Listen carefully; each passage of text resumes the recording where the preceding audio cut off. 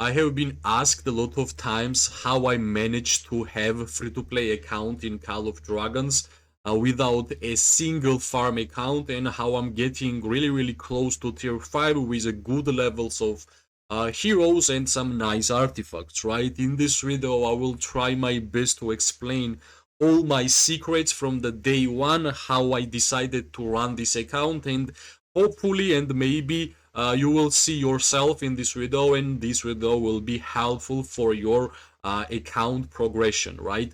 At first I need to show you guys the amount of fighting in general this account have done as a free-to-play account. Units killed is 110 million and 155 is units healed, right? Basically, if you ask veteran fighters, they will say this is a pretty good ratio, right? If we take it into the consideration that this is a free-to-play account, tier 4, and like whenever I'm gonna get tier 5, my kills will rise, and of course I will have way more kills than units healed. So basically on my stage, this is really good, right? So this video will be about that, how I managed to get free-to-play account in a spot where I can get a lot of merits. Of course, we are not competing against tier 5s, but merits are fine, heroes are looking good, tier 5 is coming here, and we are not running any other accounts, right? First of all, I think one of the most important things which we have to mention, that whenever you are starting the game, it's not really the most important things to look at to the heroes or artifacts. Most important thing is to get to tier 5 as soon as possible, right? So it means all the important resources such as gems and speed ups and so on should be wasted and should be spent on arrows, treaties, watchtower level progression, and rally drum level progression. Whenever you are already tier 5 player, then it's time for you to get some levels on your heroes and some randomizer, which is artifact events, right? Of course, meanwhile you are getting to tier 5, you can always try to focus on some heroes with the help of the VIP dailies and some events which generally happen in Call of Dragons, which are giving us some legendary tokens, and that's how you can plan out your heroes, right? Since we already started talking about heroes, I think it will be best segue for us to continue speaking about them, right? So how I managed to at least compete against tier 5 players being free to play? Well, it's all about planning, right? I always say in like almost every single video, it's really important for every player to decide what's their main troop type, right? Not only because you will spend your speed ups on your main troops whenever recruiting, plus you will spend your legendary tokens on your main troop heroes, and until later stages of the game you will try to get your main troop artifacts, right? I'm gonna speak about from my own example, and you can always just take my example with different heroes and the different troop types, and trust me, the result will be same. So for example, I'm a marksman, right? And playing as a marksman since the day one, that was my decision whenever I saw Nico and Kinara in the basic heroes in a season 1, like 700 days ago. I understood that I wanted to be archer, right? And at first I had like couple of choices: Nico, Kinara, Gwenwyn, and Greg, right? Of course at start everybody is using epic heroes, but of course I wanted to have legendary hero pair with the both heroes who are legendary.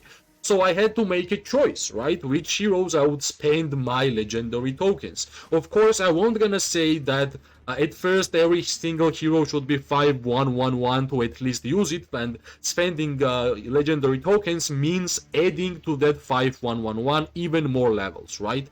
So I made a decision. Since Kinara was PvP hero and every single skill was usable in the open field battlefield, and I wanted to be a fighter in the future, I decided that my first legendary hero would be Kinara, right?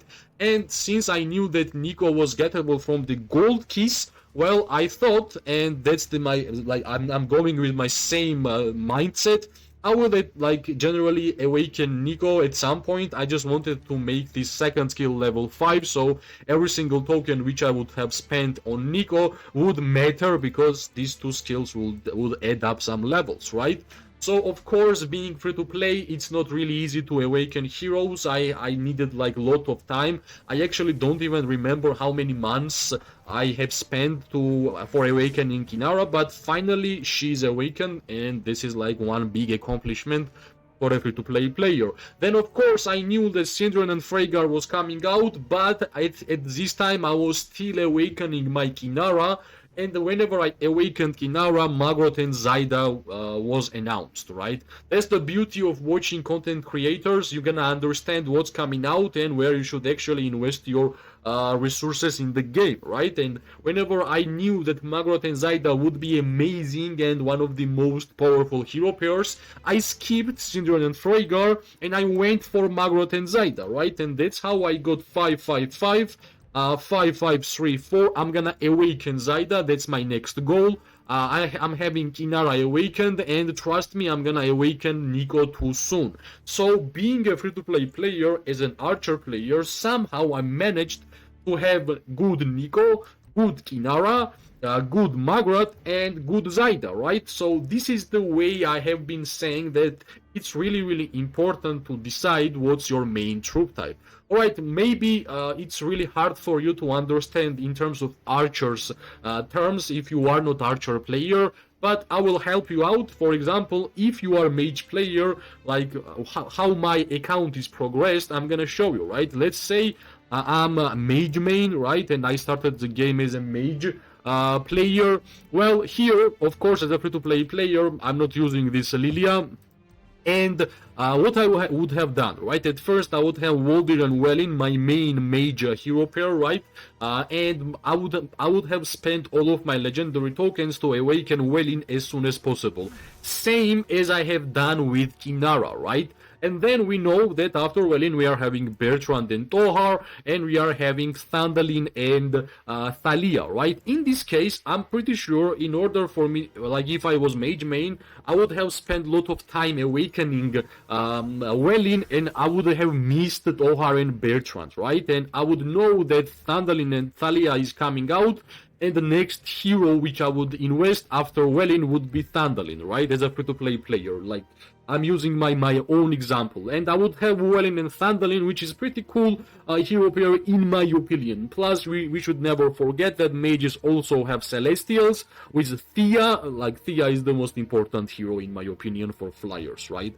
So I think the idea is really simple. For like infantry, I would say I would have gone for Madeline at first, like my main investment, and then I would have gone with Georrge and Skogul, and that's it in my opinion. You are already really fine as an infantry player, right? So basically, this is how I planned my account, and this is how I managed to get these heroes in an amazing spot. And plus, we should mention that Zaida is 6-star, Kinara is 6-star, Nico is 6-star, right? And the next one is Magrot, which means all of my important heroes are 6-star. Basically, this is all about planning, right? And 6-star is really cool. At first, you are getting attack resistance, and both of them will be 10%. And the defense penetration for archers is really cool. So basically, this is the idea. I would not really recommend to spend too much gems on heroes and like increasing levels on heroes. My main advice would be to at first try to get to tier 5, and whatever legendary tokens you're gonna get from VIP dailies or from the events, this is the tokens which you're gonna manage to increase levels, right?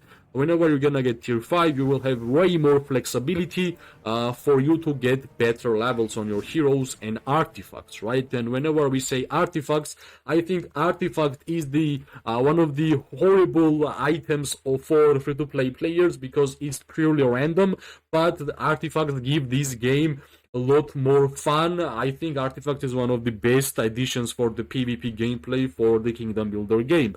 Of course, If you want to get artifacts, like some artifacts before tier 5, there is only one really good event every single end of the KVK. There is artifact compendium, and there is like 3 types, like rare, epic, and legendary. If your season went well and you got legendary or epic, try your luck there. For 30k gems, you're gonna get 2 legendary artifacts. Besides that, try to get to like normal pools. I think here some artifacts are really good and you can actually use them as a free-to-play player. Fang of Ashkari, Phoenix Eye, Shadow Blades, and the Heart of Kamasi is one of my favorite artifacts for ranged gameplay, and of course Deathless Wines and Kingslayer, and even Tier of Arbonne is really cool. So basically what I'm trying to say is that until you're gonna get tier 5, it's not really worth it to spend a lot of gems on artifacts, right? Like once a KVK, 30k gems for 2 guaranteed legendary artifacts from Compendium is like really enough. That's all how I got these artifacts, right? My Phoenix Eye is level 5, my Tier of Arbonne is level 5, Shadow Blades is level 2, Fang of Ashkari is level 2, Mirage Orb is level 2, Heart of Kamasi level 1, Rattle Spear level 1, Solan's Blade 3, Storm Arrows 2, Kingslayer 1, Spirit, and these ones are level 1s basically. And I even got Thunder's Elegy, one of the newest artifacts in the game for mages, right? And being as a free-to-play player. So in this game, I think planning ahead and understanding what's your plan and not moving away from your plan is really important, right?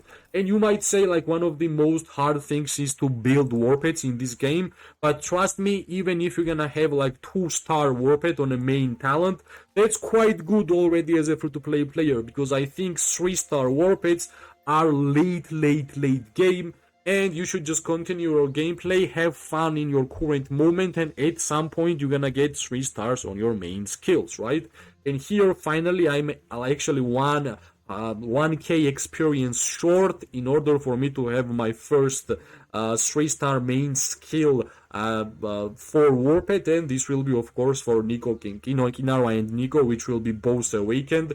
And I think this hero pair will be going to do a lot of damage. And yeah, like in terms of Warped, same plan ahead, right? You understand ahead what you're gonna play. I'm playing for mages, for example, Warden and Welling. This is my Warped for that hero pair. Not going to build another mage Warped because that's enough. Like, I'm not even trying to build that, right? I'm an archer player. That's why Snowpeak Rogue is great. A Sand Lizard is great, that's why I put some tokens. Shadow Manticore is great, I'm still building this one. A Nightrock, well, this is the Nightrock which I was using for my 5-1-1-1 Syndron and Freygar, and I think this is the way this game should be played, especially as a free-to-play player, right? There is a lot of events which you have to spend a lot of gems in order for you to get lucky and get your desired artifact, for example, which is really hard for the free-to-play players. At least whenever you will be already tier 5 player, which means you have Rally Drum 25 and Watchtower 25, you will have some leftover gems in order for you to spend on the randomizers of this game, like such as like for example Forge of Light. You can even try your luck on a Forge of Light whenever you are already tier 5, even Riches of the Forest. Like every single event unlocks whenever you are getting tier 5, which means you are already got to the point where you are actually in the end game, right? And one more thing which I have to mention, from tomorrow more live streams will be in this channel, because finally like Pass 2 will be opened, and we will be moving forward and looking after our enemies and trying to have some fun. And of course I'm gonna test more Race of Remedy, because I think Race of Remedy is one of the best skills in the game, especially for archer players and especially for Magrot and Zaida gameplay. Well, this is like one of my secrets, how I managed to build this account, how I'm getting to tier 5 and how my levels are looking so good, right? And basically I really tried my best to explain. If you guys will get the tips and it will be helpful for you, I will be really glad. If you like the video, press like, subscribe, share. It always gives me more and more motivation to make more content for this game. I wish everybody amazing day, morning and night. we are going to see each other really soon. Bye bye and good luck.